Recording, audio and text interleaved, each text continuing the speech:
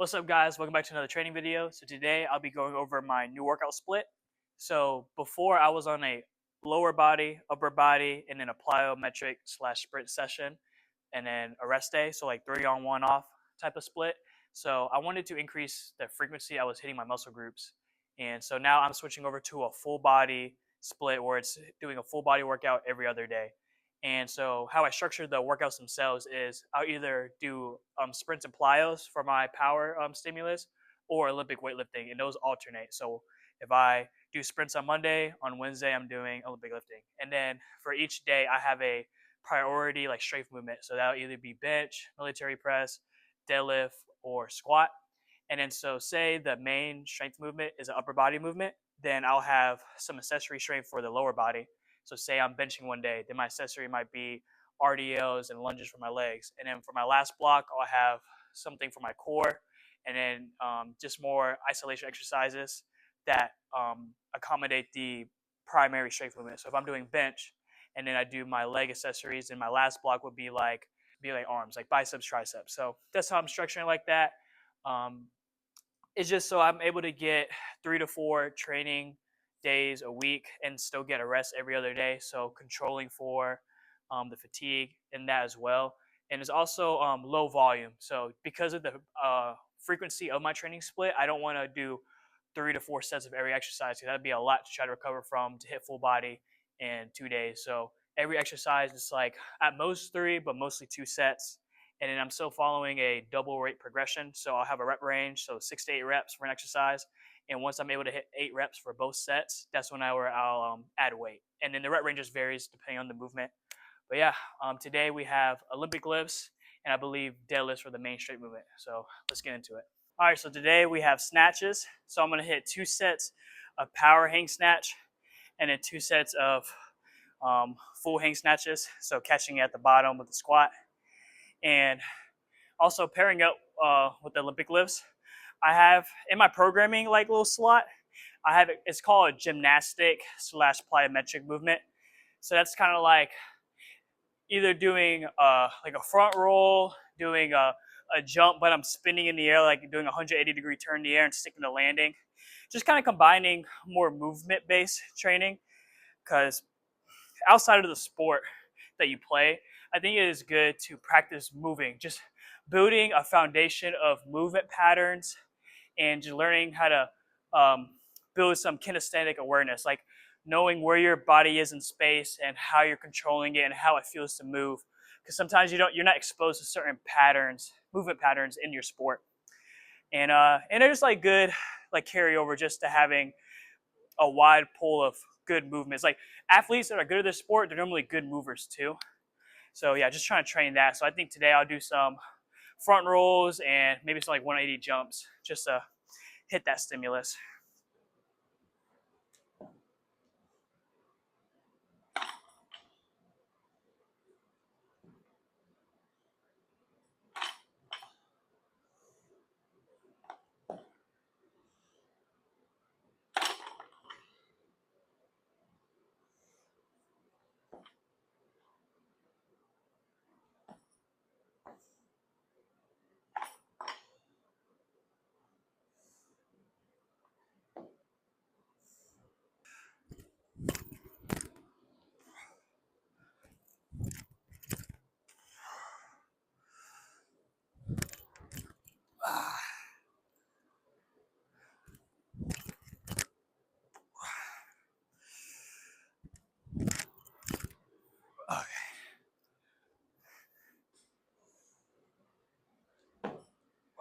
I didn't snap through on the catch, and I wasn't ripping the bar apart.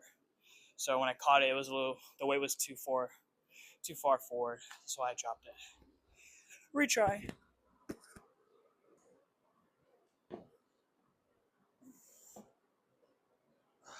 That moved a lot better. Also kept the bar a lot closer to my body that time. I think it helped with the catch.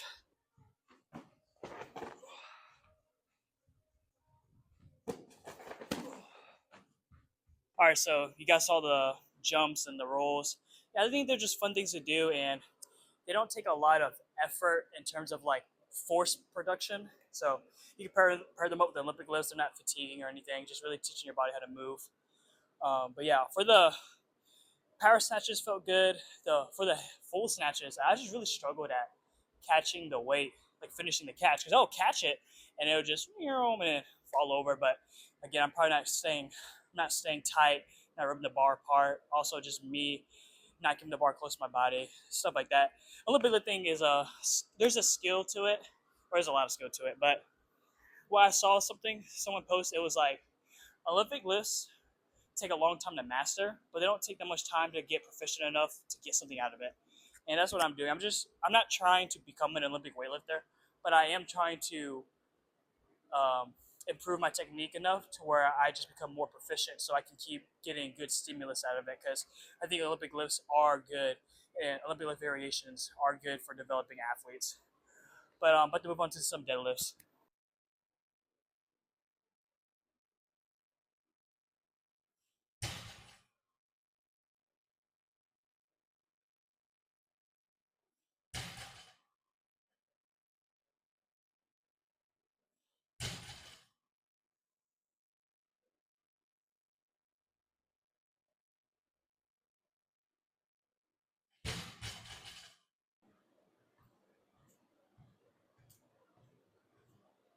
So I've talked about this before, but the training split you do isn't really important in the grand scheme of things. Like, there's not a best training split. You just do a training split that fits your goals, your needs, and also your time availability.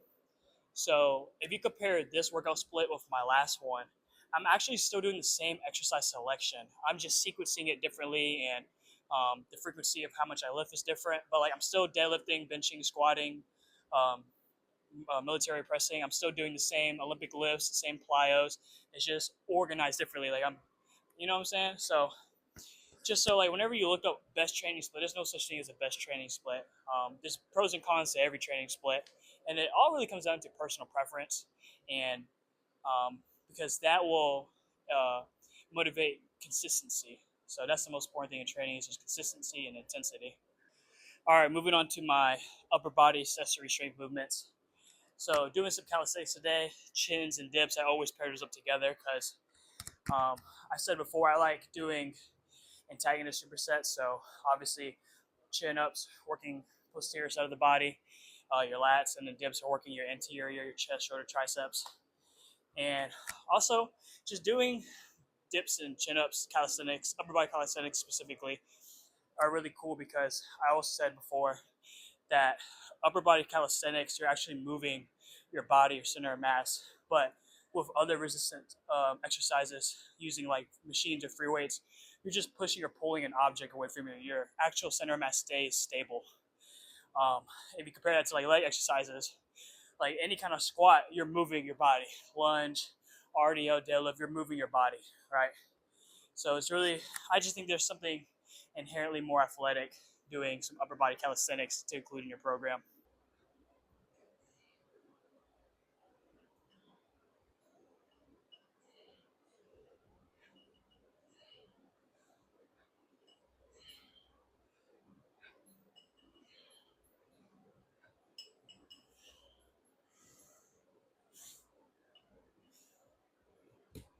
To go on about the topic about training splits and programs, I think something common I see is that people hop from program to program too frequently. And you really want to stick to a program for, I would advise like at least 2 months, right? Maybe a month, you can, but an extended period of time where your body can actually get something out of the program and actually adapt to what you're putting onto it. You don't have to shock the muscle or do different workouts every single time you come in. Like you stick to the same main movements that you're working on, movement patterns, and you just try to progressively overload them by just getting stronger at them, adding reps, adding weight. And also, when you change programs, I would advise, like, especially if you're a strength coach, you're programming for athletes, I wouldn't like drastically change the program all at once. Like, change every single movement or just make really big changes in reps, schemes, and stuff. Like, just slowly integrate. You can change like one thing at a time and slowly transition your athletes to the next program. Or if you're doing that for yourself, individual programming, like going from like a barbell bench press to incline bench press, like that's both flat angled, like not big of a difference there. But say you only did flat pressing and then out of nowhere you took all flat pressing out and only did incline pressing, like your body needs time to adapt to that. So there's that to consider. Also, just introducing new movements, even if it's the same movement pattern, introducing new movements can cause a lot of initial soreness just because your body's not used to that specific exercise. Because like I did lunges the other day, and I was doing split squats before lunges, or I was doing split squats in my prior program before I started doing lunges, and it's technically like the same movement pattern. It's a split stance, pretty much a squat lunge, right? But when I did those barbell lunges the other day, blew my glutes up because they just haven't been used to doing lunges. So something to consider. You don't want to be changing too many things or adding new exercises. Say if you're coaching a team in season or they're about to peak for a game or a meet, you don't want to be changing too much. So something to think about. Just stick to your program and just ride it out. Ride out the gains. Don't bounce from program to program because you don't really know what's working and what's not working for you.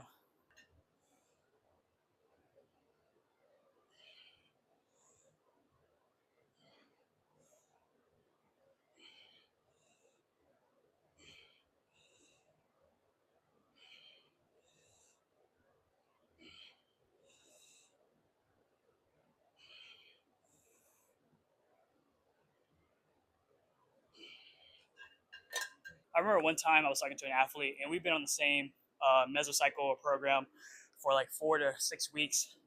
And he was like, "Man, like, when are we gonna change it up? Like, it's getting mundane, boring." And like, there's a little bit to consider there. Like, you want to keep your athlete stimulated, but I told him like, "Hey, sometimes good training is boring training. Like, there's only so many different exercises you can do to hit a certain movement pattern or muscle group. And so it's like, hey, like, you're gonna squat. Like, squat's a squat. Like, no matter how you divvy it up. So, yeah, good training is sometimes boring training. All right, done with the calisthenics. Now we're going to do some reverse hypers, some farmer walks, and some cable rear delt flies for my end accessories, and we'll call it a day.